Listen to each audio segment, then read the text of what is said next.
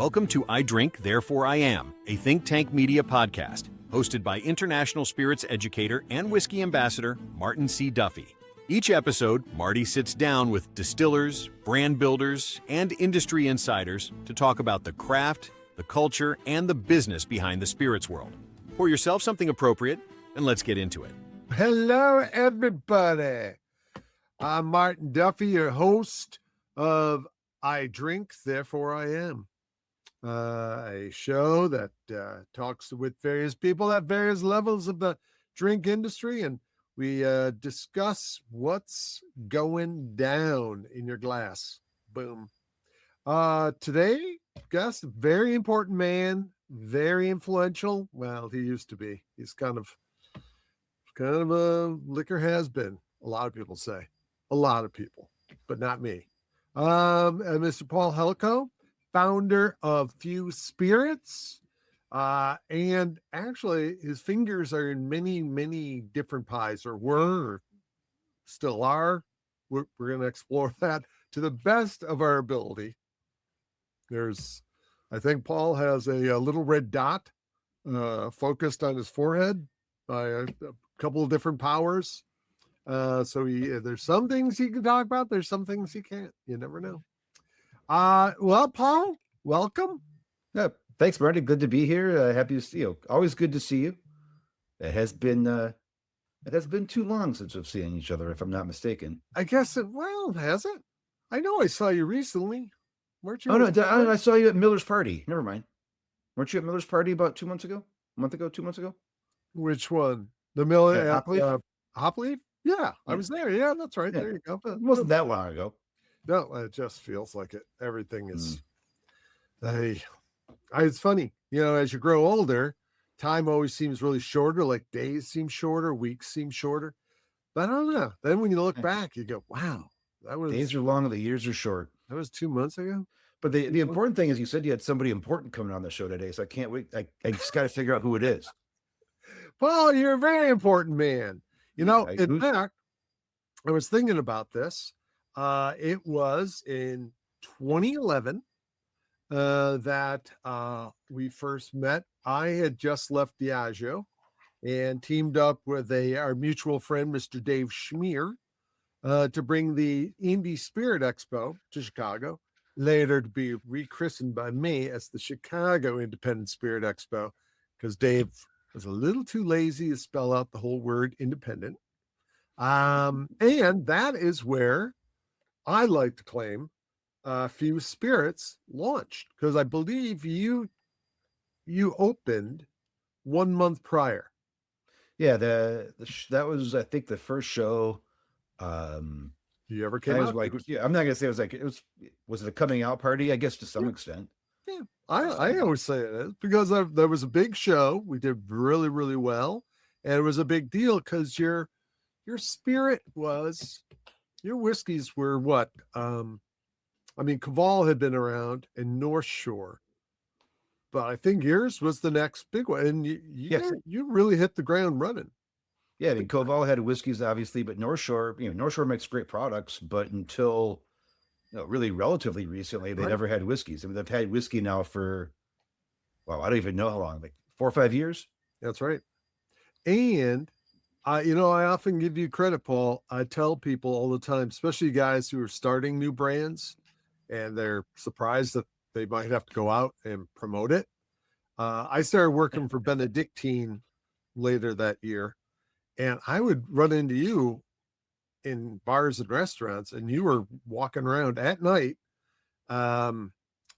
pitching your wares to bartenders. And that's really what it took, especially if you're a small brand. You don't have a lot of big team of marketers. Well, yeah, but a lot of people don't even think of that. They don't realize. I get asked a lot, how did you succeed? What's the key to your success? And I'm always like, well, I outworked the entire industry. You did. You really did. You were, in fact, for the longest time, I didn't think you were married and had kids, because I thought, how can he be? You're out. You were out as much as I was. And that was always my work ethic. Yeah, Mister. still married, still got the 3 kids. But yeah, when Few launched, my youngest was 5 and the oldest was 8. Now, can we talk a little bit about this? I know you're you're hamstrung in some respects about the beginnings of Few, but talk about. I love the story about how you basically overturned the liquor laws in Evanston. Yeah, I mean, Evanston, where I live, I'm sitting here in Evanston right now. It's the birthplace of the entire prohibition movement in the U.S., or at least it was the leading voice, and ended up being the second, the kind of home of the Women's Christian Temperance Union, and the second president and the leader of the WCTU was this Evanston resident named Frances Elizabeth Willard. So a lot of Which people is always, weird. Frances yeah, Elizabeth Willett. I mean, weird. Her it's name. weird. So it's a weird coincidence, but I assure you, Yeah. it's a sheer and total coincidence. Total. That her initials are our name. Obviously, we would never name a liquor brand after the doyen of prohibition. Yeah. I have received a lifetime ban from her museum at her house. Really? But yeah. But how often were you hanging out there? Were you hanging I out? wasn't. I went and did a photo shoot on their steps maybe 10 years ago, and they shooed me. I got shooed. Huh. Really? Yeah, like a stray cat. She's been dead for like 100 years. 1899. And she's so 127 years, and they're still a little. They're Hey, still salty. get that liquor guy away from here.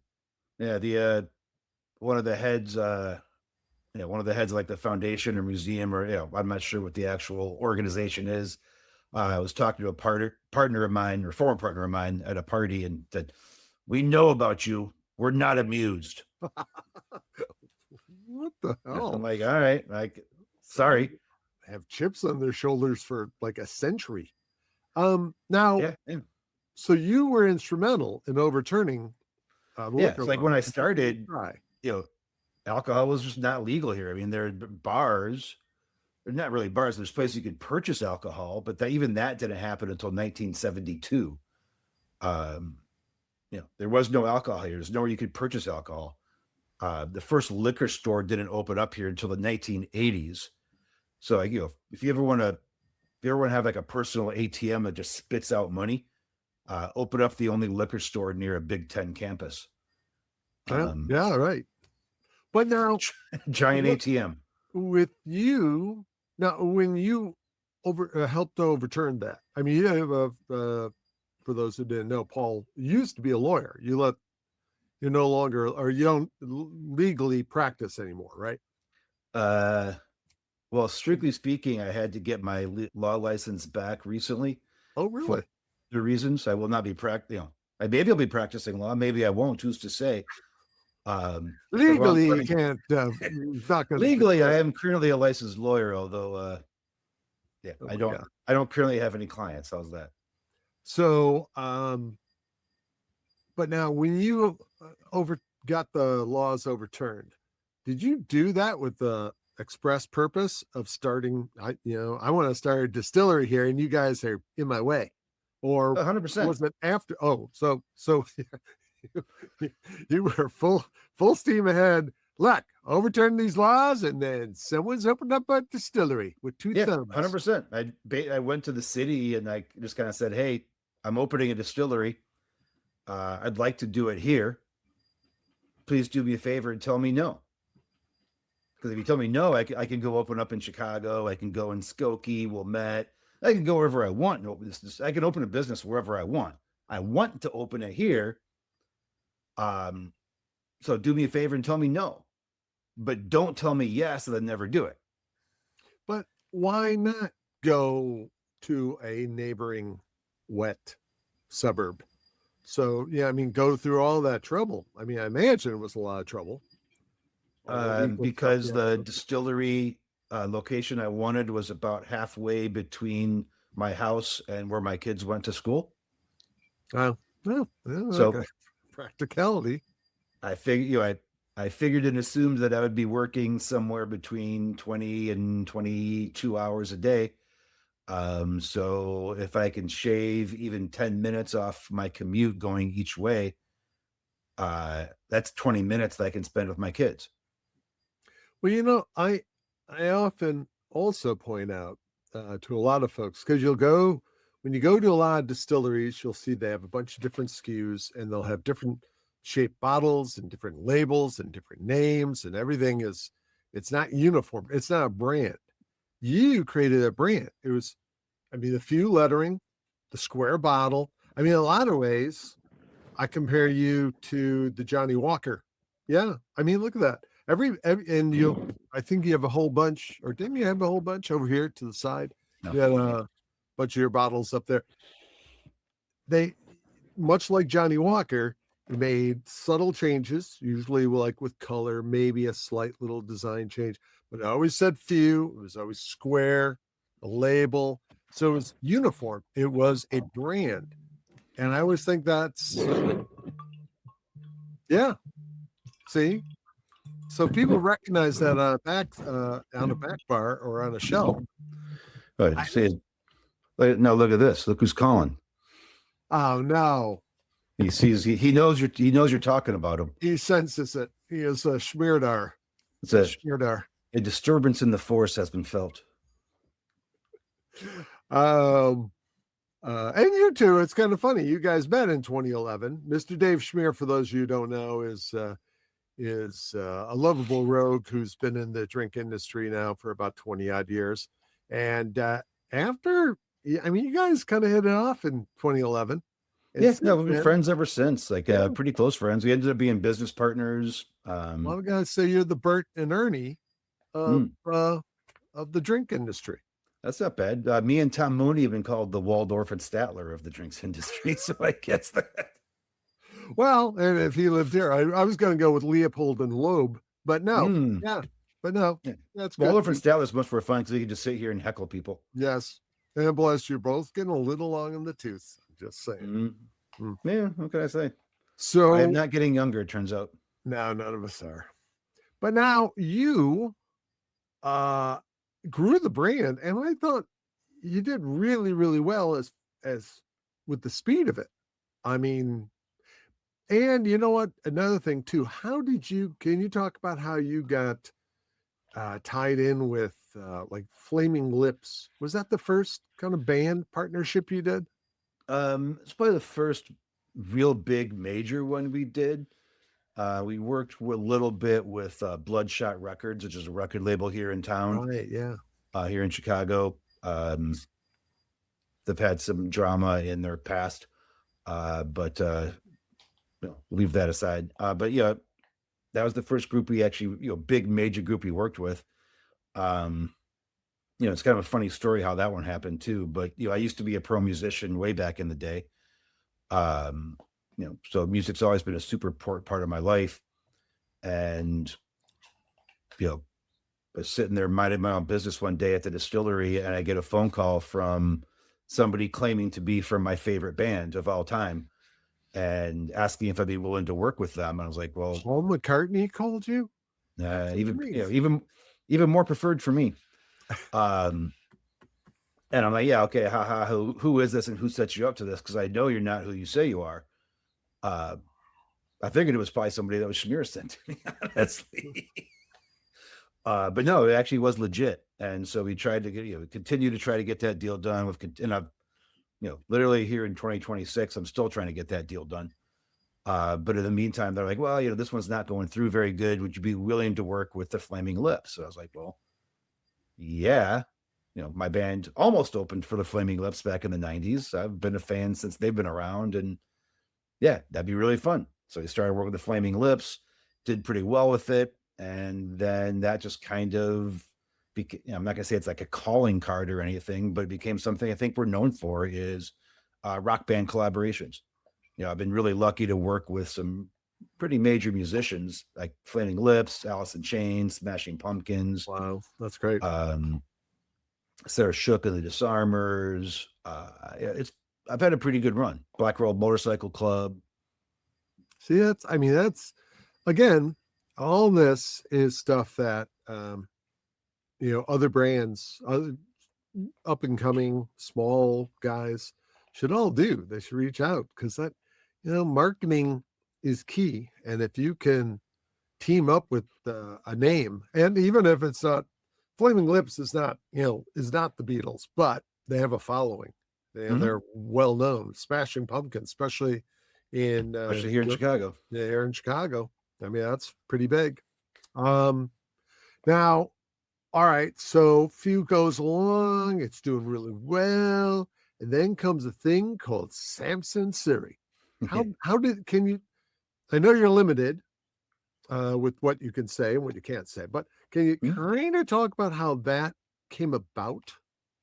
Sure. So, I mean, we are Few is a whiskey brand, always has been a whiskey brand, and will be a whiskey brand for as long as I'm involved with it. Ding, ding, ding. But the thing about being a whiskey brand is that we have always been grain to glass. We made all of our own whiskey. And so what that means is that you have to age the whiskey. And at the time we were growing 100% a year in our sales, which means for even just a 4-year age, that means that today you have to be putting down, I think it's like 6 or 7 times the amount of whiskey you're going to sell, and then pay for insurance and rent and barrels and grain and employees and all of that. And that's really freaking expensive. And if you pretend that you're like me and all you've got is a firm handshake and a nice smile, it doesn't go very far when you're trying to buy barrels or grain or pay rent. People like green pieces of paper for that sort of stuff. Yeah, and so we did all we could to finance it myself. Did everything I could, but with the growth like we were having, you kind of reached a limit. So we had to figure out a way to bring in more money and with some growth partners. Otherwise, the growth wasn't going to continue. And realistically, in beverage, if you're not growing, you're dying. So we didn't really have a choice. Luckily, we were able to end up with a group called Samson & Surrey, which was what you'd call a horizontal roll-up. They had lots of money and brought in several other brands to the family of Samson & Surrey so that we could all share sales, marketing, finance, operations, accounting, compliance, all the stuff that goes on behind the scenes that the drinking public doesn't see. And that allowed me to continue focusing on what the drinking public does see, and allow other people and other professionals to do the stuff that goes on behind the scenes that people don't see. And so, Few was the first brand to join Samson & Surrey. And, but by the time we sold Samson & Surrey to Heaven Hill, there were 6 brands total involved. Yeah. It was Bren, French single malt. You had Bren French single malt, Widow Jane bourbon, Mezcal Vago, Tequila Ocho, Blue Coat gin. And then like Blue Coat had a couple of other sub SKUs under that, but they weren't big commercial names. So did you partner with these guys? They were investors who invested in Few, and then they invested in those others, and you became kind of part of Samson Surrey. I mean, you yourself, Paul Hletko, became like a partner in Samson Surrey. Yeah, I traded my equity in Few Spirits for equity in Samson & Surrey. Okay. Right. So I ended up being the largest individual partner in Samson & Surrey. All right. So it was actually Hletko, Samson Surrey. Were there actually 2 guys named Samson and Surrey? No, it was Robert Furnace Rowe and Juan Rovira. Okay. Furnace Rowe is from an area in England called Surrey. Ah, there you go. And the other guy was from the biblical era of Samson and Delilah. No, he's from an area in Spain known as Samsur. Oh, Samsur. So not quite as close as Surrey, but you would have just much called more it lyrical. Surrey. Much more lyrical. Samuri? I don't know. So that went on for a number of years. Yep, 6 years. 6 years. And then and I don't know how much you can go into this, but did Heaven Hill approach you guys, or did you guys approach Heaven Hill. So we sold to Heaven Hill. Folks, expect a lot of this from now on, because this is where everything becomes shady as just tell It's not shady. It's just I know. There's things that there's things that are private that aren't shady. So nothing shady. No, everything. If you can't now, everything private is shady. Well, That's not true. My life, open book. What kind of sand is Glencairn made from? The people need to know. The best kind of sand, the see-through crystal sand. Yeah. All right. So that Heaven Hill took it over when? About a year ago? February 1st, 2022. Oh, wow. See, that's what I'm talking about. Getting old. Time. Yeah, it's been like just over 4 years. That's 4 years ago. Wow. 4 years and basically 3 months, but not quite a full 3 months. Wow. So now you were part of it. Now, when Heaven Hill took it over, you were still associated with the brand. Mm-hmm. And were you, and I think I even saw you. You were still, or were you? I forgot. I went up, I thought the last time I was at the distillery, I saw you there, but I can't remember if that was still Sampson. No, I am no longer with Few, but that's only as of January 1st, 2026. So I've been gone from Few for just under 5 months. Okay. Or sorry, just under 5 months. Sorry. That was something that was kind of predestined anyways, right? That was going to happen. I mean, so feel free to take a 2026 and understand that we sold in 2022. Yeah. If you see any mathematics in there, you could probably guess, but I'm not saying anything. 4 years. You're good at math, Marty. Yeah, man. Thank you. But 4 years, I don't know. I know a werewolf. If you kill a werewolf, he'll come back to life after 4 years during the course of a full moon. But I don't see how that's true. That's kind of scary. I didn't know that. That's horrifying. That was kind of made up in Frankenstein Meets the Wolfman. I'm just. Oh, okay. But yeah, I will watch that. I won't kill a werewolf then. Please don't. That sounds like bad luck, anyways. Yeah, there's not that many of them, so please, they're endangered. All right. So, as of January, you are now a free agent. Now, I know that you've been consulting, yes, but everybody who is out of a job becomes a consultant for the most part. So what have you been doing in these last 5 months? So in the last 5 months, I've kind of been figuring it out. Have been doing some, I had to do some actual consulting. Yes. It's not just, hey, I'm a consultant now. I am consulting, working on a couple projects that we are not really talking about necessarily as of yet. Some more working on some projects and figuring out what's next.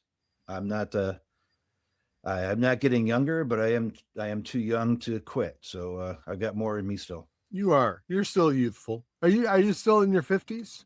I am. See, you're younger than I am, though it doesn't look it. Look at that. You're much better looking than I am. We can't all be as handsome as Marty Duffy.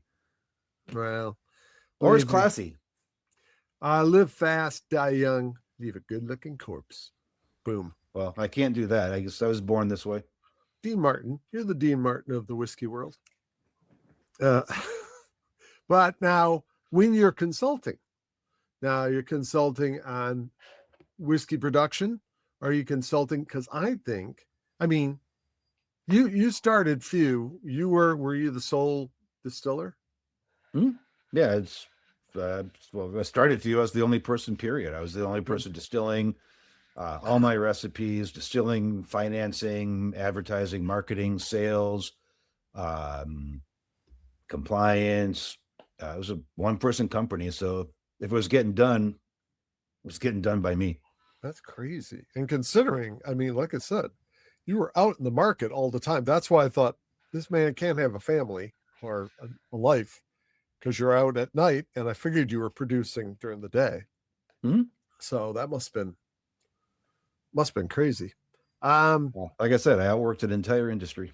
So what about, as far as your consulting, Do you consult with folks on marketing techniques? Because I think that, to me, that's one of the biggest issues out there. I think there's a lot of folks out there, uh, especially now, because a lot of distilleries have laid people off or gone under. There's a lot of production folk, but I don't think there's a lot of marketing folk. Now, there's plenty of marketing folk, but there aren't Okay. really marketing folk that have actually done Marketing. what I've done. No, right. Most marketing folk come out of Diageo, Pernod, Right. pick whatever big legacy company.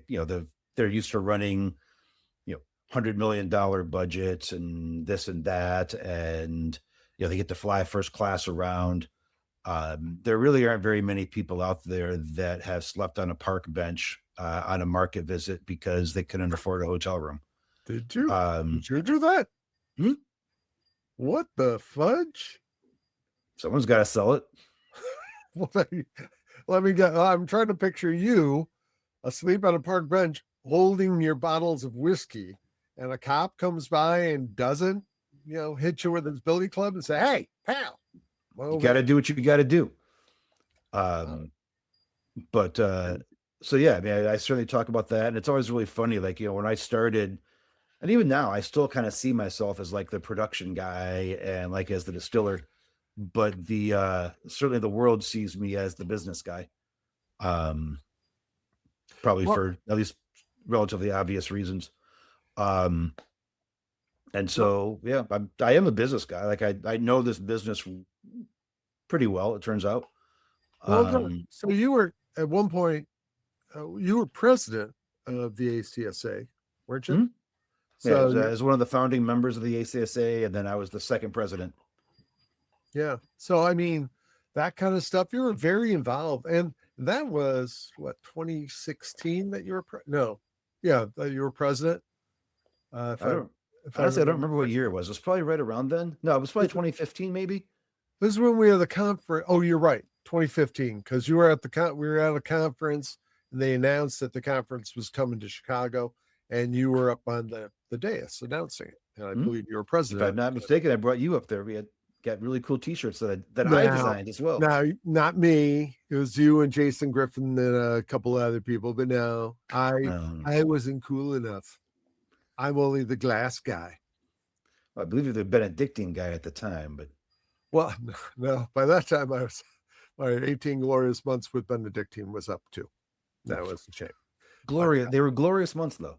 In fact, I was there. I would have been with Glencairn. That's why I was there. Because we partied with one of the Glencairn boys. Probably with either there've been many. There have been either Andy Davidson or then Scott Davidson or Jason Kennedy. Those boys. I think it was Jason we partied with down there. Probably Jason. With our mutual good friend Tito. Oh, is that in Austin? Does that take place in Austin? Tito was he was a trip. I liked him. I know a lot of people were shocked by what he said in his. Well, there's certainly things that there's definitely a little TMI that was shared during that particular speech. But let's say Tito had been taste testing a lot of his own product, a lot of it, along with some other controlled substances and so we're unlike this interview where you're tied. I don't think he ever signed any non-disclosure forms. Well, he still owns his company. God bless him. Indeed. Yeah, I would have tried. I offered to trade few for Tito's back in the day, but he declined. Well, would have been quite the switch, because man. Yeah, well, I mean, they're only doing maybe 100,000 boxes at the time, but he still said no. He's a billionaire now, though, isn't he? Right? That's but more money, more problems. I was just trying to save him all that trouble. Yeah. I'm a giving guy, Marty. There's good problems and there's bad problems, and being a billionaire, that's not one of my problems. I got 99 problems, but being a billionaire ain't one. Yeah, but come on, Paul, you're close. You've basically sold few twice. Only $1 billion away from being a billionaire. You're close. You're on the cusp, as they say. Just $1 billion away. I'm getting there. So now you're out there, you're working with brands. You're I heard through the grapevine that you're working with some local distilleries. No, in the Chicago area. No. All right, I'm no longer listening to those informants. It's not that I know of. I mean, if they say I am, maybe I am, but All I right. didn't realize I was. I don't know. Maybe you were. Maybe some people are saying. Maybe they're trying to glom on to your coattails and said, "Oh yeah, Paul Maybe. Hletko. He's Me and Paul, we go way back. he's consulting. He's consulting with me." So now, what are you seeing out in the marketplace? Because especially now when you're consulting, when someone comes to you now and they want your advice, what would you tell you? What is your advice to anybody who has an existing distillery, little mom and pop place? What would you recommend in the current climate? What would you say? Hey, this is what I would do if I were you. I think it just really depends on your goals, and I think a lot of people confuse. A lot of people are confused about what their goals are, and that's why they can't hit them.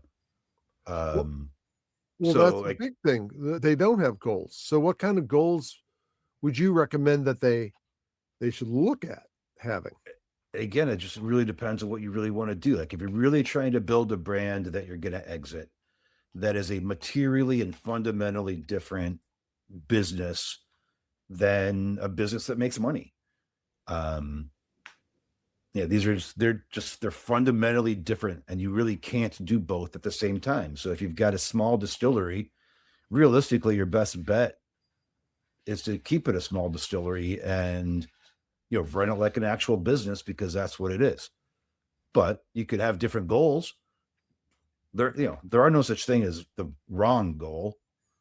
But there's the wrong path to get to your goal. So like run a profitable business, dominate with your tasting room. Don't worry about trying to sell in 50 states.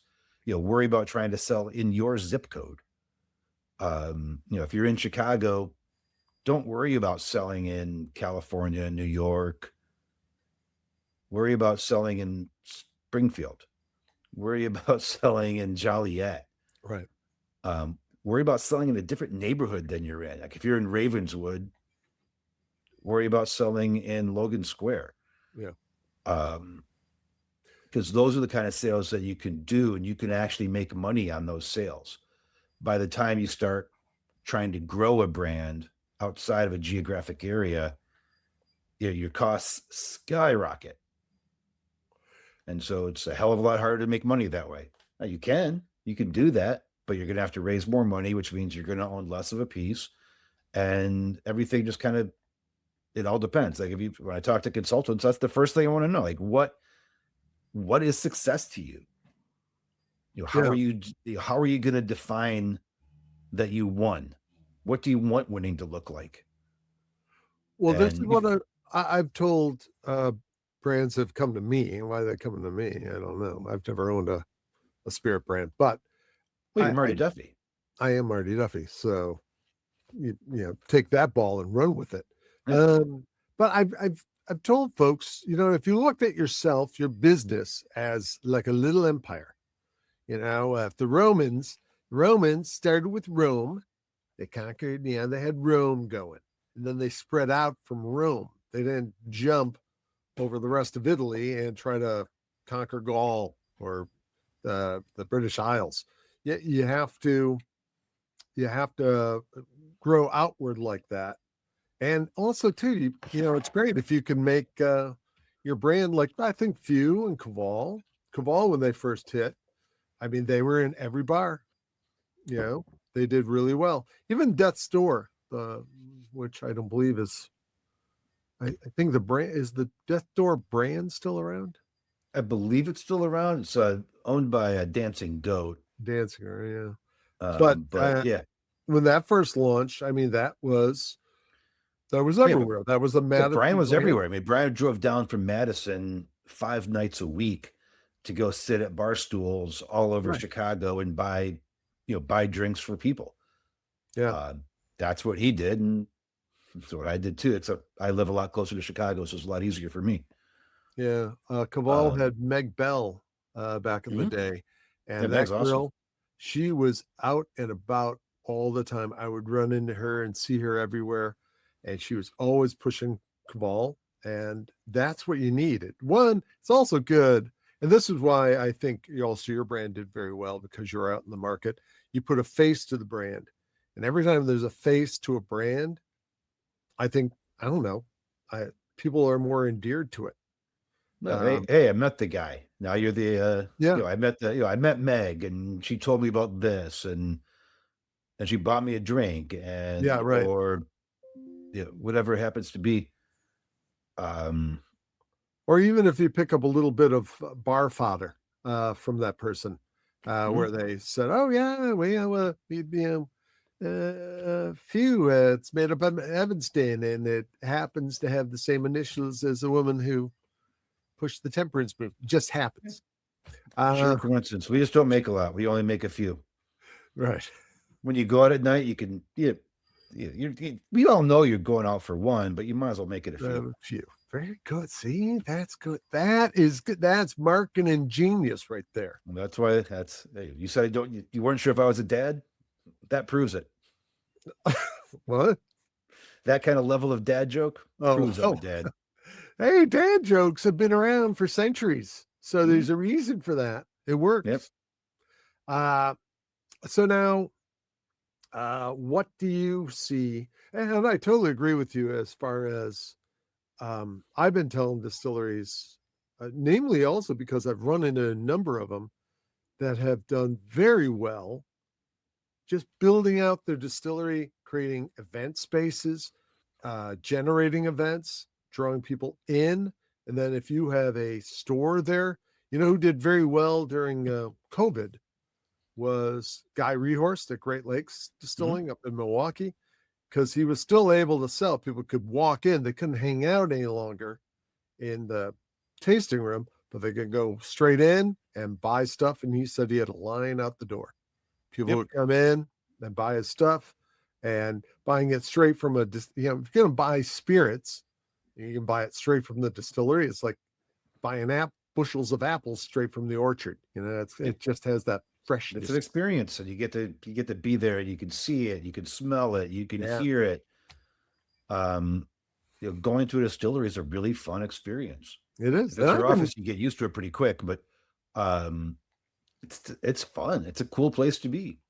and I mean, that's part of my job. I'm going out to Ohio this weekend for the Ohio Distillers Guild Whiskey Festival. And the other thing I've always loved about the small distilleries, as opposed to the big guys, you know, if you went to if you go to Whiskey Fest in New York, God bless it, the original big whiskey festival, you'll meet a lot of the big brands. Um, Well, not anymore, but yeah. but yeah, that's just it too. You won't even meet the people anymore. A lot of times you'll meet samplers, and that's kind of a bummer.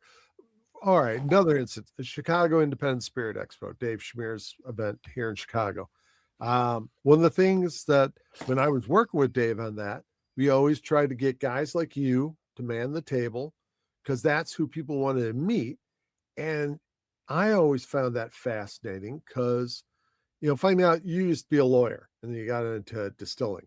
I think lawyers rolling around big baskets of cash, some of it legal, some of it not, shady. Not the reality. So In my mind, it's in my mind that was why. But uh, just here in Illinois, you used to have Fred Cooper with Copper Fiddle. He was a former pro golfer.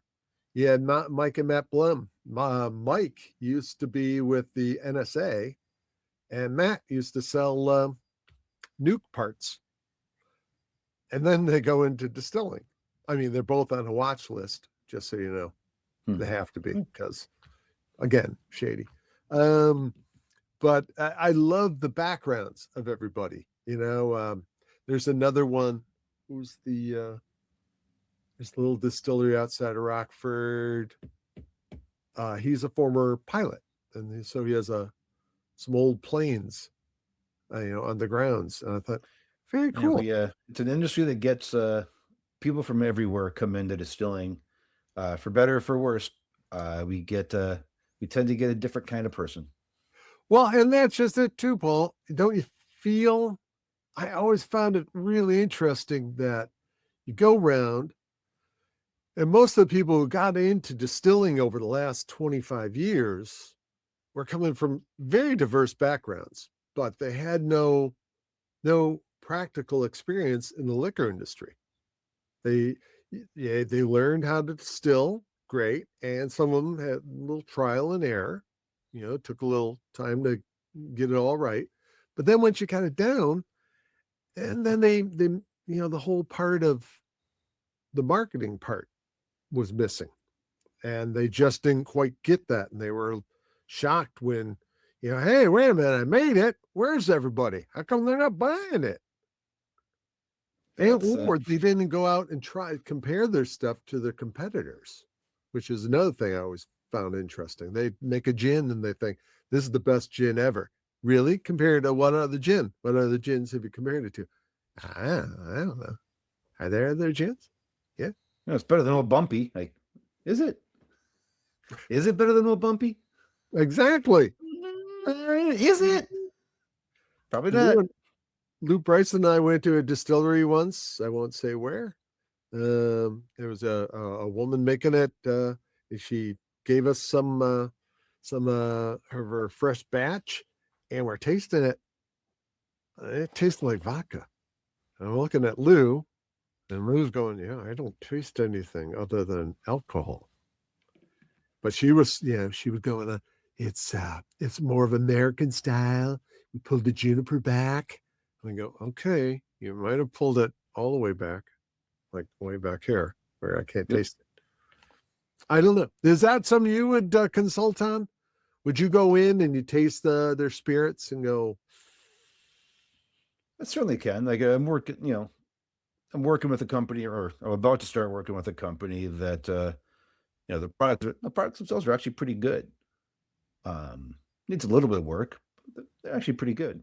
Oh, is that Johnny Walker? Yeah. You're working with Johnny Walker? No, absolutely. They need a little tweaking. No, I mean, everybody needs something different. It's just a question. Again, it goes back to, what are your goals? How are you going to define success? Because you got to have the right strategy for the right destination. Would you, all right, let's put it this way, because I'm imagining there's probably something you can't answer. If Heaven Hill were to say, hey, Paul Hletko, we got your brand now. Would you consider coming down to Kentucky? Yeah, not to live. You don't have to live here, but every so often, and make some of your magic down here. Would you do that? I have no comment. Son of a bitch. It's a tough one. All right. But now, I can go to the Plainfield.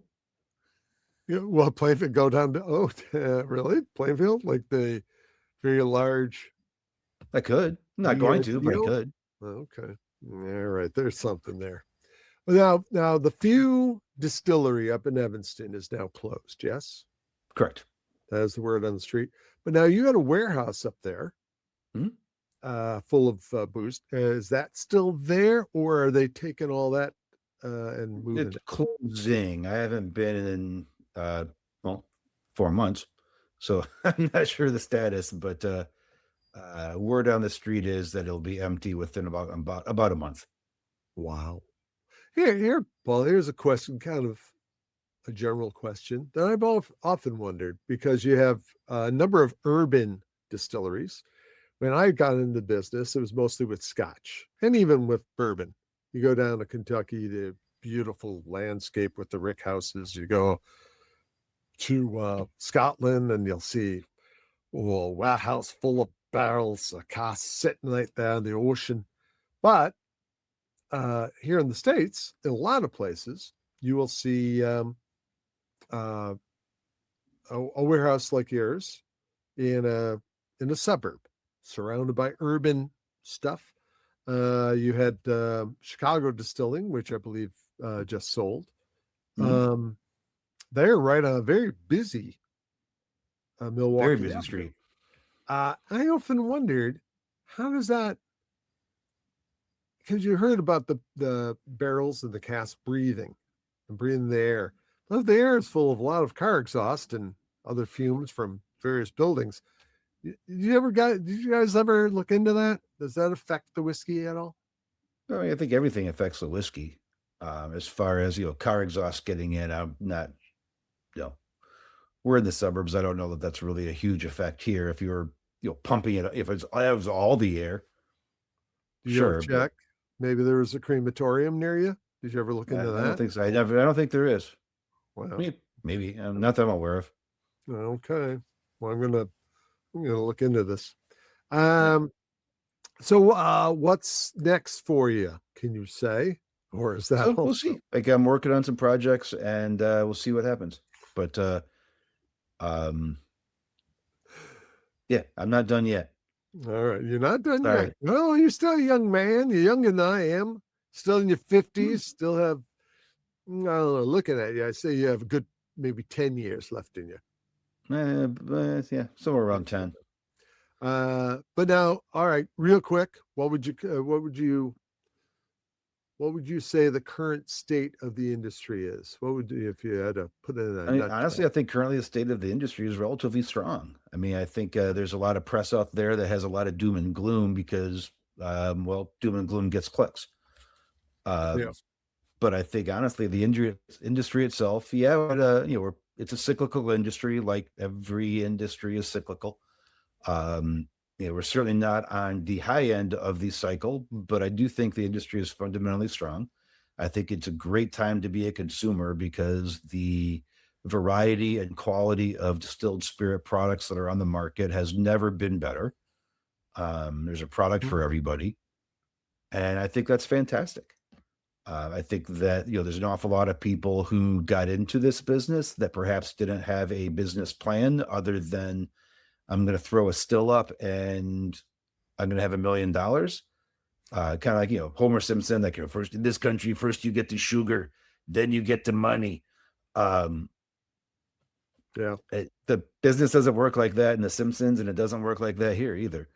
You Yeah. actually have to have a business. And I think a lot of people got misled that, hey, throw up a still and the promised land is there. That doesn't work. So, I think some people aren't going to make it through. Some people haven't made it through.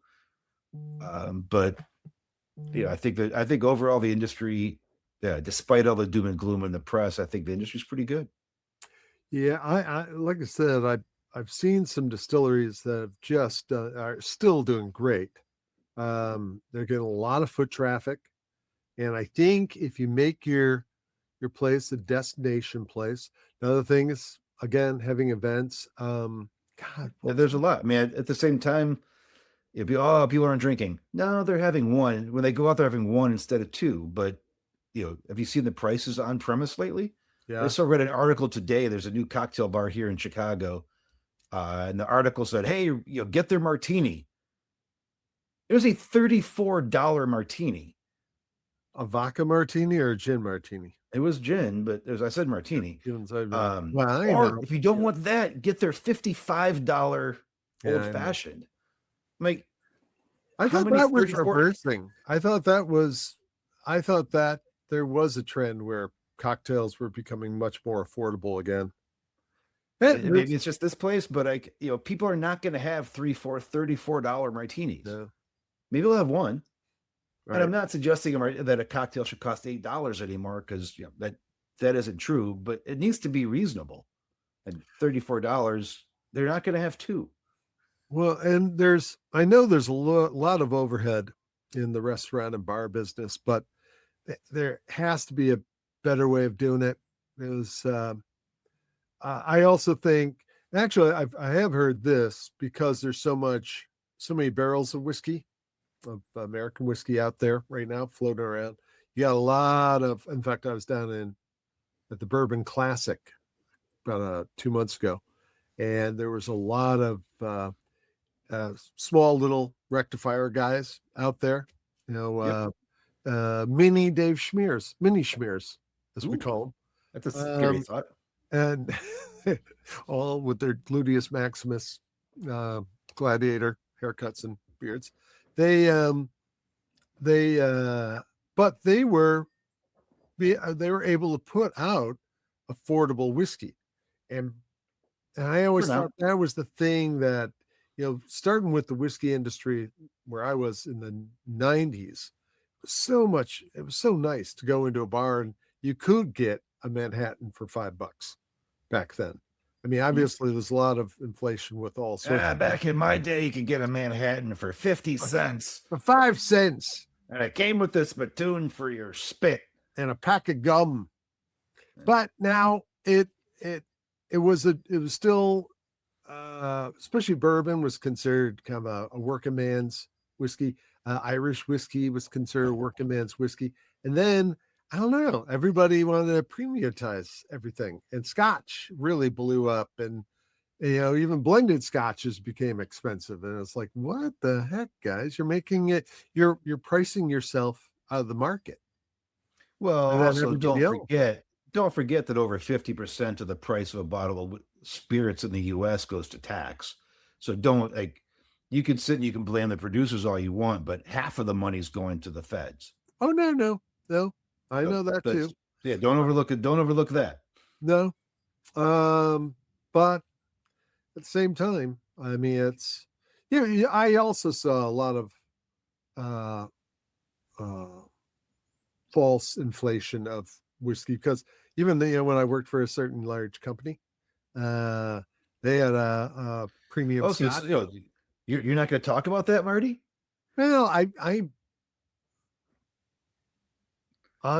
don't want to be known as a guy who just goes around bad mouthing people, and it's not really bad mouthing. It was a practice, and I don't know who did it or who decided, but they artificially inflated the price by like $20 just because they thought, you know what? And it wasn't. It was because it wasn't selling as well as they hoped.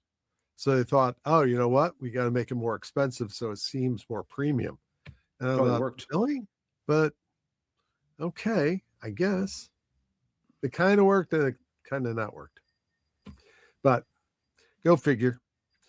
Well, all right. Now, Paul, if somebody wanted to reach you and get you to consult them, and now it's not just whiskey, but like on love matters, stuff like that. Anything. I should be up on LinkedIn. LinkedIn. There you go. Oh, look at that. Thank you, Kim. Thank you, production team. Look at that. Fancy. That's probably the easiest way to find me. All right. On LinkedIn. Very good. So they can reach out to you on LinkedIn. All you little producers out there, and you'll deal with anybody, not just distillers, but also folks who are, sourcing their whiskey and blending and doing all sorts of stuff. I've been around this business a little bit, and I know a thing or two. You are a Paul of all trades. That's what they call you. Yeah. Indeed. All right. Thanks for having me on, Marty. Appreciate the time. Always good to see you. Always good to chat.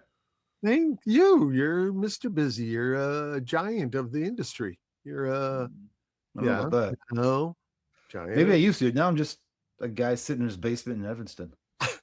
Well, yeah, that's only because you're starting a brand new industry. Indeed. You're Mr. Consultant now. Would you? Oh, here, real quick. Would you start another brand of your own? Kind of like what Dave has done. Would I start making whiskey from scratch again? No, I'm too old. Too old? You're not that old. I've seen older guys do it. The stuff I could do when I was 40 and broke is different than stuff I can do at 56 and haven't missed a meal in a couple of weeks. Oh, all right. Well, that's good to know. That's good to know, though. I'm going to keep an eye on you, because all of a sudden I run into you at a bar and all of a sudden you have a whole bag full of bottles that you're pushing. I go, ow, I thought you were too old. Yeah, we'll see. We'll see. Like I said, I'm working on new projects. All right, Paulie. Well, we'll see you out in the marketplace. Lots of different stuff coming up. So maybe we'll see you at one of these wonderful events. Sounds good. Thanks, Marty. Thanks, y'all. See ya. Thanks for spending time with us on I Drink, Therefore I Am. You can watch every episode of the podcast inside Hospitality Nexus, a global human-first platform bringing the hospitality ecosystem together in one place. Inside the Nexus, it's a career fair that never closes, connecting industry leaders, educators, students, employers, and partners through real presence. Create your free account and explore the community at www.hospitalitynexus.org. And until next time, sip thoughtfully, drink responsibly. Sláinte.